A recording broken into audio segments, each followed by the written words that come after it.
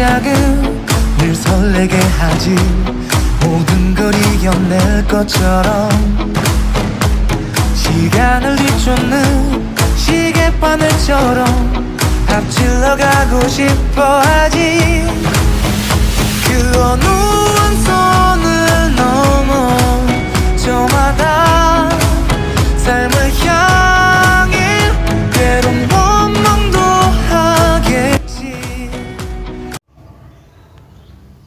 Yusran kemana? Kok belum datang? Oh, tadi Yusra ngechat aku, katanya telat sedikit, soalnya masih isi bensin di pom. Kalau sambil nunggu Yusran gimana kalau kita chat konselornya dulu? Boleh. Coba Ainun aja yang chat, ya apa-apa.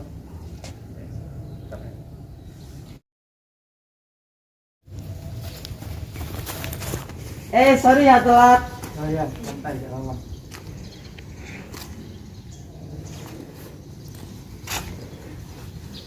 Gimana Pak?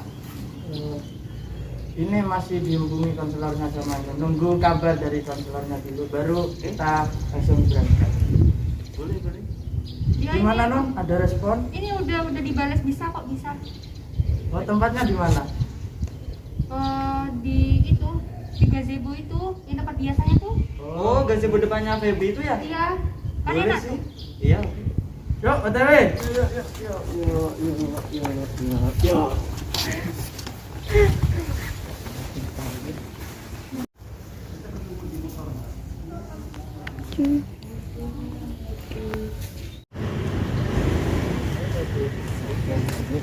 Oke.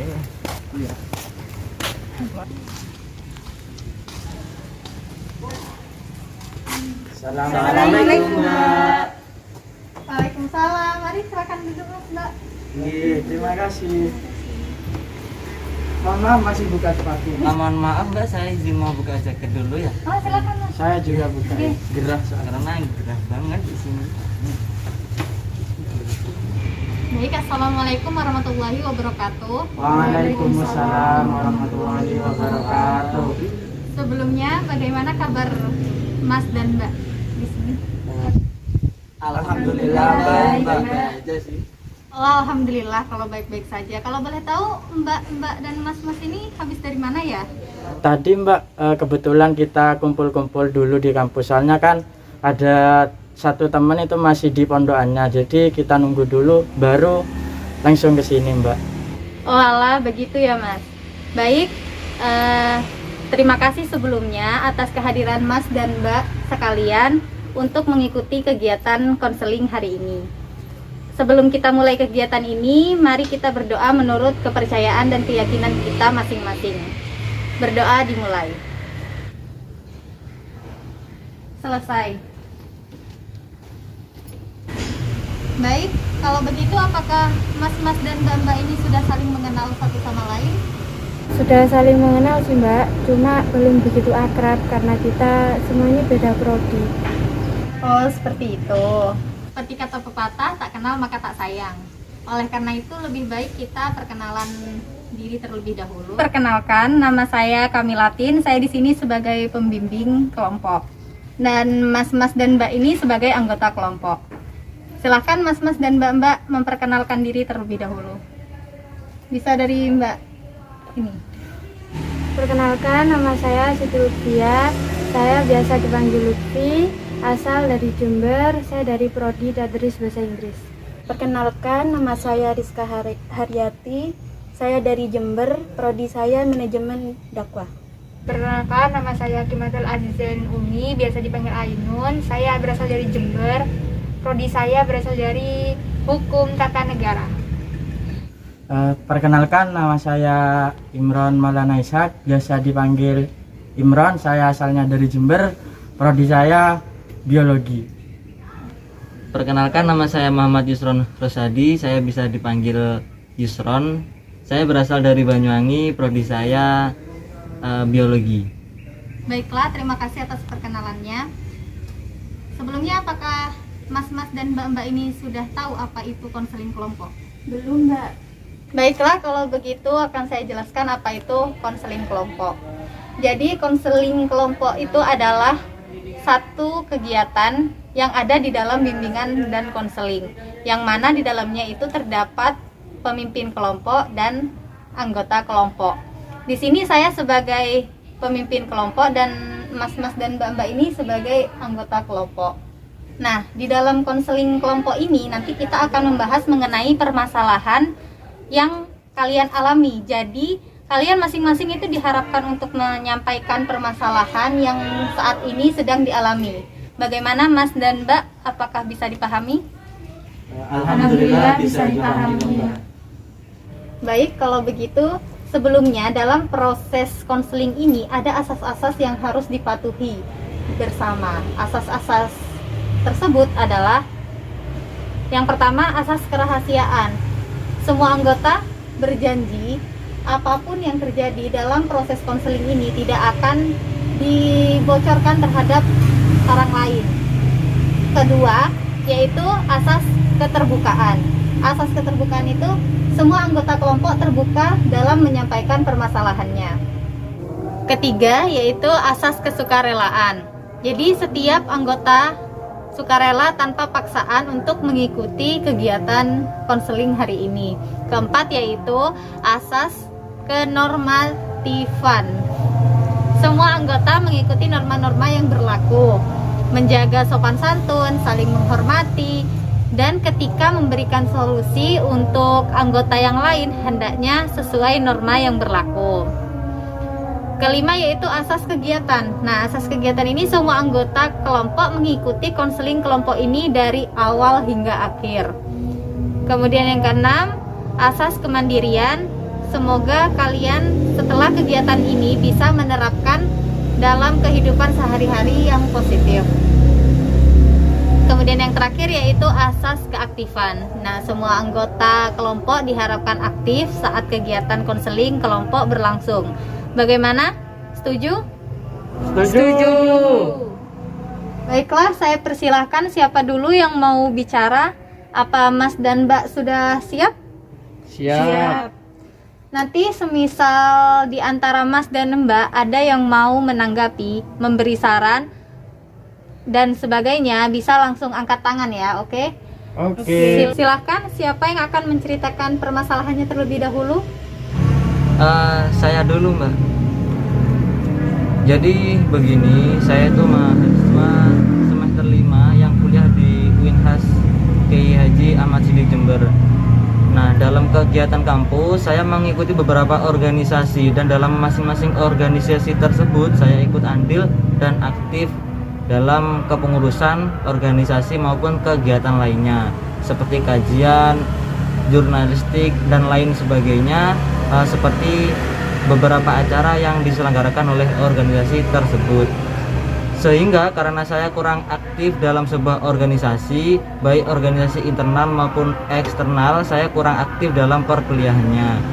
Saya itu mengalami ketertinggalan dalam beberapa mata kuliah, tidur selalu larut malam, tugas tidak selesai karena susah membagi waktu antara kuliah, tugas, dan berorganisasi.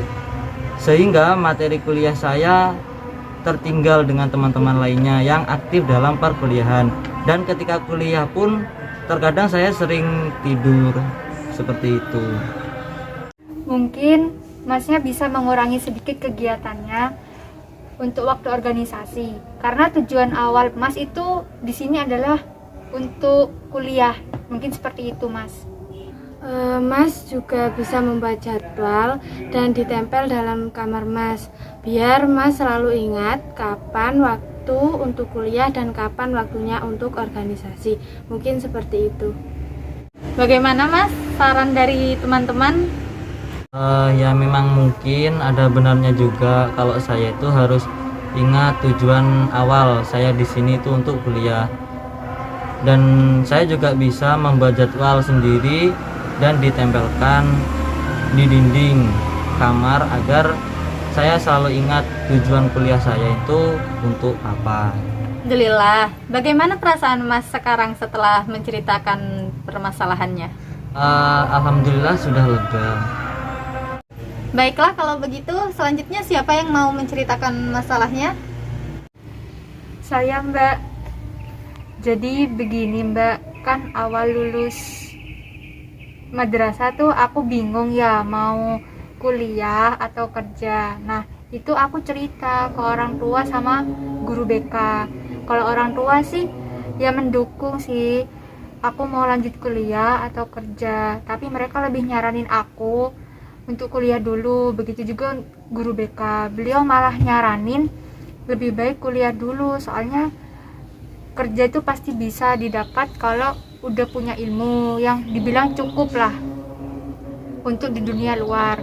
Ya udah, aku pikir-pikir juga ndak ada salahnya milih kuliah dulu. Akhirnya aku daftar kuliah ngikut saran orang terdekat buat ambil jurusan ini. Awalnya sih aku enjoy aja, ndak terlalu jadiin beban pikiran.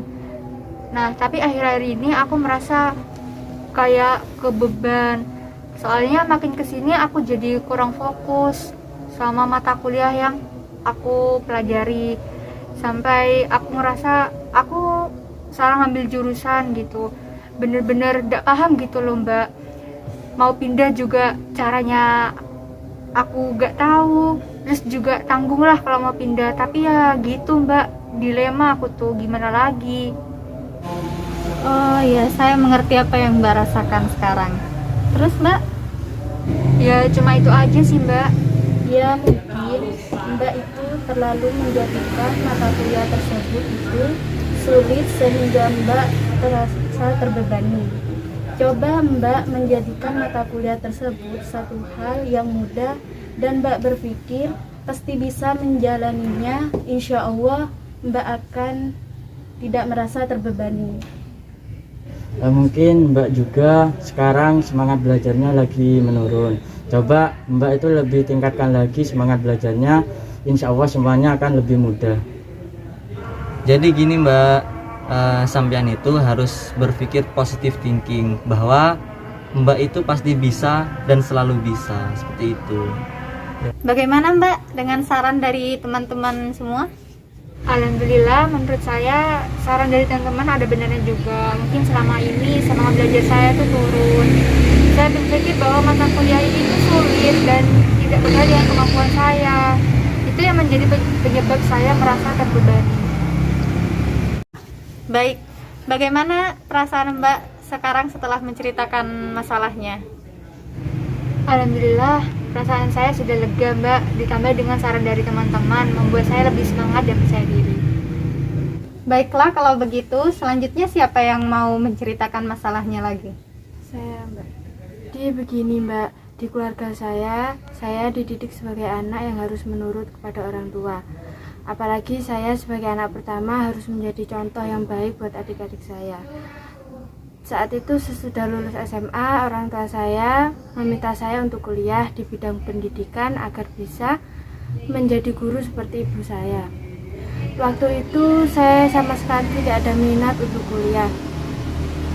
Yang saya inginkan adalah menempuh pendidikan di pesantren.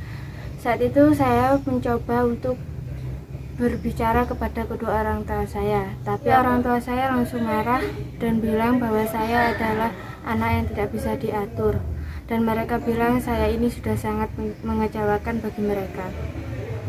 Awalnya saya teguh dengan keinginan saya, tapi lama-lama saya mulai takut, apalagi dengan kata-kata orang tua saya yang setiap hari bilang bahwa mereka sudah gagal mendidik saya karena saya tidak mau kuliah itu.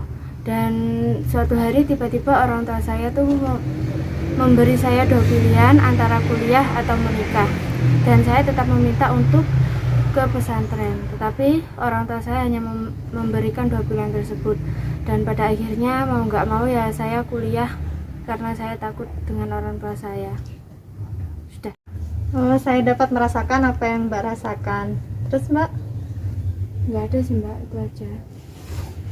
Sampai sekarang Mbak masih tetap ingin di pesantren? Masih ingin Mbak. Coba bilang baik-baik ke orang tuanya Mbak. Mungkin orang tuanya Mbak akan mengizinkan. Bagaimana Mbak Lutfi dengan saran dari Mbak Ainun? Alhamdulillah, mungkin ada benarnya juga ya Mbak. Saya akan mencoba kembali untuk bicara baik-baik kepada orang tua saya. Baik. Bagaimana perasaan Mbak sekarang setelah menceritakan masalahnya? Alhamdulillah, saya lega sekali, Mbak. Baiklah, kalau begitu selanjutnya siapa yang mau menceritakan masalahnya? Saya. Jadi gini, saya adalah mahasiswa semester 5 yang berkuliah di perguruan tinggi Universitas Negeri Ki Ahmad Siddiq Jember. Saya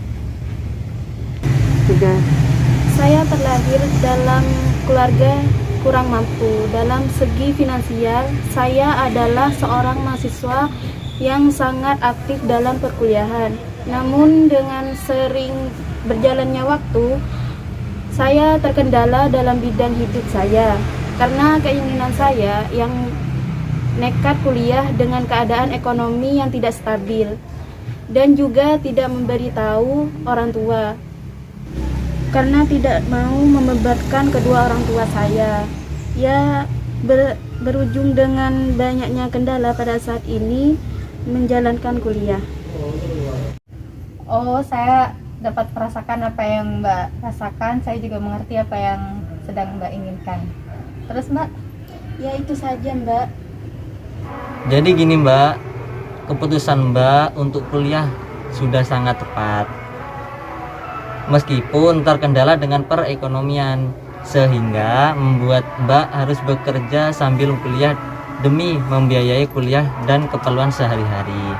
Mungkin Mbak bisa mengajukan beasiswa baik itu ke kampus ataupun ke pemerintahan daerah. Siapa tahu Mbak bisa mendapatkan beasiswa tersebut, seperti itu. Ya Mbak, mungkin Mbak bisa mengajukan beasiswa dulu, tapi sebelum Mbak mengajukan beasiswa, alangkah baiknya Mbak terlebih dahulu meminta restu kedua orang tua Mbak, biar nanti semisal Mbak mengajukan beasiswa bisa keterima. Mungkin begitu. Bagaimana dengan saran dari teman-teman tadi? Ya, Mbak, ada benarnya juga. Saya kok gak kepikiran dari kemarin ya. Bagaimana sekarang perasaan Mbak setelah menceritakan masalahnya? Alhamdulillah, saya sangat lega sekali. Baiklah, kalau begitu Mas yang terakhir silakan menceritakan permasalahan yang sedang sampean alami. Jadi begini Mbak, saya dulu pas waktu lulus SMA itu ada teman saya yang kuliah sekitar 6 anak lah. Ketika saya melihat teman saya kuliah itu, saya pengen ikut kuliah walaupun saya sendiri itu tidak ada niatan untuk kuliah lah. Seiring berjalannya waktu, ketika saya semester 5 udah kalau katanya orang itu udah hampir selesai kuliahnya, tiba-tiba saya pengen berhenti kuliah, saya ingin bekerja. Karena pada awalnya saya memang tidak ada niatan untuk kuliah. Jadi ketika saya kuliah dan waktu semester 5 itu saya pengen berhenti kuliah dan pengen berhenti bekerja. Dan pada akhirnya saya itu merasa kuliah kok bosan ya, jadi saya pengen berhenti saja. Jadi saya itu pengen kerja. Mungkin seperti itu masalah saya. Baik, saya mengerti apa yang Mas inginkan. Apakah Mas yakin ketika Mas memutuskan berhenti kuliah, Mas bisa langsung keterima kerja? Ya, saya sendiri Mbak tidak begitu yakin ketika saya berhenti kuliah dan melamar pekerjaan itu saya bisa keterima. Lantas kenapa Mas ingin tetap berhenti kuliah? Ya itu Mbak, awalnya kan saya tidak ada niatan untuk kuliah, saya hanya ikut-ikut teman. Setelah saya kuliah, saya bosan, jadinya saya mau berhenti. Jadi begini Mas, sebelum sampean benar-benar berpikir untuk berhenti kuliah, sampean harus berpikir terlebih dahulu berapa biaya yang sudah orang tua sampean keluarkan dan bagaimana perasaan orang tua sampean ketika tahu anak tidak ada niatan untuk kuliah, melainkan hanya ikut teman dan hanya untuk bersenang-senang, seperti itu. Iya Mas. Oke, jadi gini Mas ya. Untuk sekarang sampean harus lebih fokus kuliah dan bersungguh-sungguh supaya bisa membahagiakan kedua orang tua sampean. Biarkan yang lalu telah berlalu. Sekarang fokus untuk memperbaikinya demi masa depan sampean dan kebahagiaan orang tua sampean. Iya Mas. Bagaimana Mas dengan saran dari teman-teman semua? Alhamdulillah, setelah saya mendengarkan saran teman-teman saya menjadi termotivasi untuk lebih bersungguh-sungguh dalam kuliah demi kebahagiaan orang tua saya dan masa depan saya. Alhamdulillah kalau begitu. Kemudian bagaimana dengan perasaan Mas sendiri setelah menceritakan masalahnya? Ya, saya sangat lega sekali dan sangat senang sekali. Baiklah, kalau begitu jadi saya akhiri pertemuan kita hari ini, oke? Oke, Mbak. Nanti kita ketemu lagi di pertemuan selanjutnya. Oke, Mbak. Baiklah, sebelum kita akhiri pertemuan kali ini, marilah kita berdoa. Berdoa dimulai. Selesai. Kurang lebihnya saya mohon maaf. Wassalamualaikum warahmatullahi wabarakatuh. Waalaikumsalam warahmatullahi wabarakatuh. 너의 뒤를 따라잡겠지 원하는 대로 나가질 거야